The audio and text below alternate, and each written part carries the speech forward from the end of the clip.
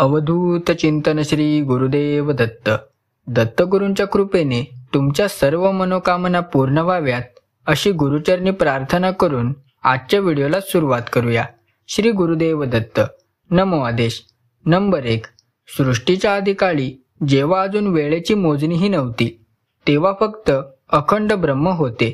त्या ब्रह्मातून 3 महाशक्ती प्रकट झाल्या. ब्रह्मा, विष्णू आणि महेश. त्यांना त्रिमूर्ती म्हणतात. पण सृष्टी केवळ पुरुष शक्तीवर टिकू शकत नाही, म्हणून त्यांच्याच बरोबर त्रिदेवी प्रकट झाल्या. सरस्वती, लक्ष्मी आणि पार्वती. या 6 शक्तींच्या संयोगातून संपूर्ण सृष्टीचा आधार तयार झाला. तरीही एक प्रश्न नेहमीच उरला. या सगळ्या शक्ती एकवटून एकच रूपात कधी प्रकट होतील का? नंबर 2. देव, ऋषी आणि साधक या प्रश्नावर चिंतन करू लागले. अनेक यज्ञ, तप आणि साधना करूनही उत्तर मिळेना. त्यावेळी विश्वातील संतुलन बिघडू लागले. राक्षसांचा उद्धार झाला. मानव धर्मभ्रष्ट होऊ लागला आणि देवताही गोंधळून गेले. तेव्हा त्रिमूर्तींनी प्रार्थना केली. त्रिमूर्ती म्हणाले, आमच्या शक्ती पुरेशा आहेत, पण आता आम्हाला एकत्रित रूप धरावे लागेल. त्या क्षणी त्रिदेवांनाही जाणवले की त्यांचा सहभाग नसल्यास हे कार्य अपूर्ण राहील. अशा रीतीने त्रिमूर्ती आणि त्रिदेवींनी एक दिव्य संगमाचा विचार केला. नंबर 3. सर्व देवांनी ब्रह्मांडाच्या मध्यभागी एक दिव्य मंडप उभारला. त्या मंडपात दिव्य तेज प्रकट होताच ब्रह्मा, विष्णू आणि महेश, सरस्वती, लक्ष्मी, पार्वती यांनी आपले तेज एकवटले. 6 दिशातून एक प्रकाश किरण एकत्र येऊन एक विलक्षण तेजोमय सूर्य तयार झाला. त्या तेजातून एक अलौकिक दिव्य पुरुष प्रकट झाला. तोच श्री दत्तात्रेय.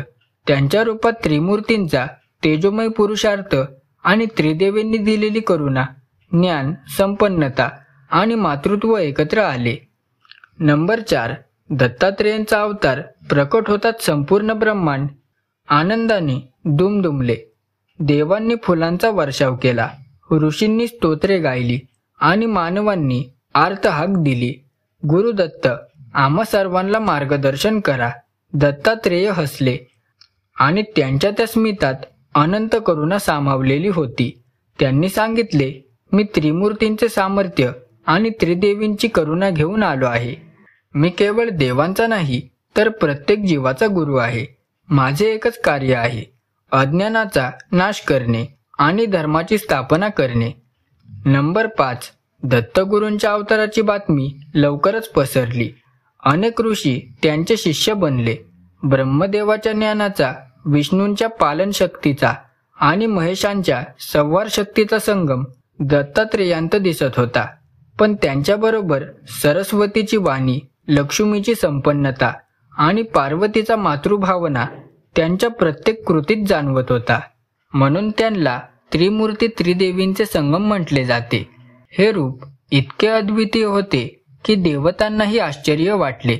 मानव मात्र आनंदाश्रूंनी नतमस्तक झाले. नंबर 6.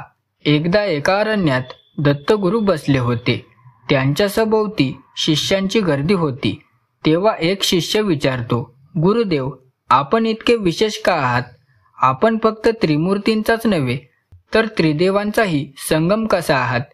दत्तगुरू स्मित हास्य करून म्हणाले, बाळा, पुरुष शक्ती आणि स्त्री शक्ती वेगळ्या नाहीत. सूर्य आणि किरण, समुद्र आणि लाटा, अग्नी आणि उष्णता जसे वेगळे नसतात, तसेच त्रिमूर्ती आणि त्रिदेवी हे एकमेकांचे पूरक आहेत. मी त्या एकत्वाचे प्रतीक आहे. नंबर 7. दत्तात्रेयांच्या वचनांनी शिष्य स्तब्ध झाले. त्यांना जाणवले की ज्ञान फक्त पुस्तके वाचून मिळत नाही, तर गुरूंच्या सानिध्यात राहून अनुभवावे लागते.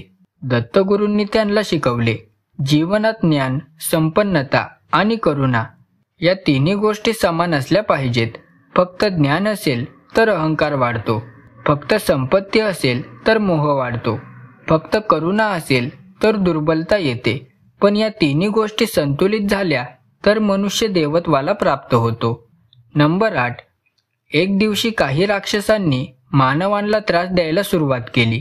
देव घाबरले आणि मदतीसाठी दत्तगुरूंकडे आले. दत्तात्रेयांनी फक्त एक नजर टाकली आणि राक्षसांचे अहंकार क्षणात नष्ट झाले. त्यांनी शरणागती पत्करली. तेव्हा दत्तगुरू म्हणाले, शक्तीचा वापर संवारासाठी नाही तर धर्मस्थापनेसाठी व्हावा. राक्षसांनी त्यांचे वचन मान्य केले आणि धर्म मार्गावर आले. ही घटना पाहून सगळ्यांना उमगले की त्रिमूर्तींच्या सामर्थ्याबरोबरच त्रिदेवींच्या करुणेचाही संगम दत्तगुरूंमध्ये आहे. नंबर 9. दत्तात्रेयांचे जीवन म्हणजे एक सतत प्रवास. ते कुठेही स्थिर राहिले नाहीत. कधी अरण्यात, कधी डोंगरावर, कधी गावकऱ्यांच्या झोपडीत ते शिष्यांना मार्गदर्शन करीत. त्यांच्या रूपातील निरपेक्षता पाहून लोक म्हणत, हे खरेच ब्रह्म आहेत. त्रिमूर्ती आणि त्रिदेवींच्या संगमाशिवाय एवढी व्यापकता शक्य नाही. साधकांना ते नेहमी शिकवत, गुरु म्हणजे दीपस्तंभ आहे. पण दीप पाहून जर शिष्याने स्वतःचा प्रवास सुरू केला नाही तर अंधार कधीही संपणार नाही. नंबर 10. काही शिष्यांना दत्तात्रेयांच्या चमत्कारांची उत्सुकता होती. ते विचारत, गुरुदेव, आपण इच्छित असाल तर पर्वत हलू शकता, आकाश पाडू शकता, मग का नाही ते दाखवत? दत्तगुरू हसले आणि म्हणाले, चमत्कार हा खरा उद्देश नाही. खरा चमत्कार म्हणजे अज्ञानातून ज्ञानाकडे, अहंकारातून विनयाकडे आणि मोहातून मुक्तीकडे. जर मी तुम्हाला ते शिकवले तर त्याहून मोठा चमत्कार दुसरा नाही. हे वाक्य ऐकून शिष्यांच्या डोळ्यातही अश्रू वाहू लागले. नंबर 11. एकदा सरस्वती नदीच्या तीरावर दत्तात्रेय ध्यानस्थ बसले होते. तेव्हा सरस्वती देवी प्रकट होऊन म्हणाली, गुरुदेव, माझ्या वाणीचा प्रसाद तुम्हाला लाभो. त्या क्षणी दत्तात्रेयांच्या शब्दातून अनंत ज्ञान वाहायला लागले. दुसरीकडे लक्ष्मी देवी म्हणाली, माझ्या संपत्तीचा योग्य उपयोग तुम्ही लोकांना शिकवा. आणि पार्वती मातेने त्यांना आशीर्वाद दिला, करुणा या मातृत्वाची शक्ती नेहमी तुमच्यात राहो. अशा रीतीने त्रिदेवींनी स्वतः दत्तगुरूंना आपली शक्ती अर्पण केली. नंबर 12. दत्तात्रेय म्हणाले, ज्ञान, संपत्ती आणि करुणा या 3 देणग्या जर योग्य रीतीने वापरल्या तर मानव पूर्णत्वाला पोहोचतो, पण जर चुकीच्या रीतीने वापरल्या तर विनाश होतो. म्हणूनच मी लोकांना सतत सांगतो, विवेकाचा दीप लावा. त्रिमूर्तींच्या सामर्थ्याने आणि त्रिदेवींच्या कृपेने तुमचे जीवन यशस्वी होईल, पण त्यासाठी श्रद्धा, संयम आणि साधना आवश्यक आहे. नंबर 13. अनेक राजा दत्तात्रेयांकडे यायला लागले. ते विचारत, गुरुदेव, आम्ही राज्य कसे चालवावे? दत्तगुरू म्हणत, राजाने ब्रह्मदेवासारखे सृष्टीवर्धन करावे, विष्णूसारखे पालन करावे आणि महादेवाप्रमाणे अधर्माचा नाश करावा. पण त्याचबरोबर सरस्वतीसारखा न्याय, लक्ष्मीप्रमाणे दानशीलता आणि पार्वतीसारखे मातृत्व मनात असावे. तर राजा हा संगम साधेल, तर प्रजा नेहमी सुखी राहील. नंबर 14. दत्तात्रेयांच्या या शिकवणीमुळे अनेक राज्यात शांती प्रस्थापित झाली. जनतेला वाटू लागले की खरा धर्म म्हणजे मंदिरातील पूजा नव्हे तर दयाळूपणा, सत्य आणि सेवा. दत्तगुरू कुणालाही वेगळं मानत नसत. गरीब असो वा श्रीमंत, स्त्री असो वा पुरुष, सर्वांना ते समान मार्गदर्शन करत. म्हणूनच त्यांना अखंड गुरु म्हटले जाते. त्यांच्या रूपातील त्रिमूर्तींचं सामर्थ्य आणि त्रिदेवींचं मातृत्व सर्वांना लाभू लागेल. नंबर 15.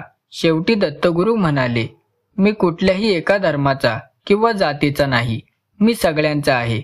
माझं रूप म्हणजे त्रिमूर्ती आणि त्रिदेवींचा संगम आहे.